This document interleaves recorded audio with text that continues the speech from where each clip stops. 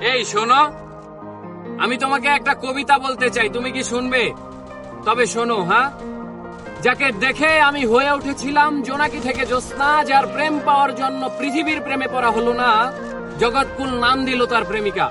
তাকে দেখার পর চাঁদ, ফুল কিংবা প্রজাপতিকেও সুন্দর মনে হয়নি। তাকে ভালোবাসবো বলে অন্য কাউকে ভালোবাসিনি, তবে সে হয়নি আমার অর্ধাঙ্গিনী। আহ, কি ছিল তার মহিমা! জগৎকুল নাম দিয়েছিল তার প্রেমিকা। সে তো হারায়নি, বরং আমি হারিয়েছি আমায়। সে বলেছিল ভালোবেসে পাল্টে দেব তোমায় বিচ্ছেদের জামানায়। আহা হা, এর বিপরীতে আমার মুখে সিগারেট আর কবিতাই মানায়। ভালোবেসে হারালাম আমায়। তাকে করা স্পর্শ অথবা তার করা ক্ষিপ্র চুম্বন যেন লেগে আছে আজও ঠোঁটের কোণে। শুধু নেই নেই সেই অনামিকা, যার নাম দিয়েছিল জগৎকুল প্রেমিকা।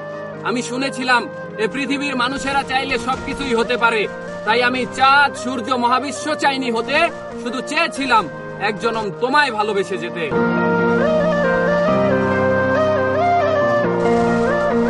শহর ঘিরেই রয়েছে প্রেম, আর প্রেমকে ঘিরেই যত পাপ। আমার গল্পের মেয়েটি ছিল মায়াবতী, আমার আকাশে নির্দিষ্ট এক খণ্ড চাঁদ। বহুদিন ধরে আমারে চোখ জোড়া তাকে দেখে না, শুনেছি সেও নাকি আগের মতো আমায় আর মনে রাখে না।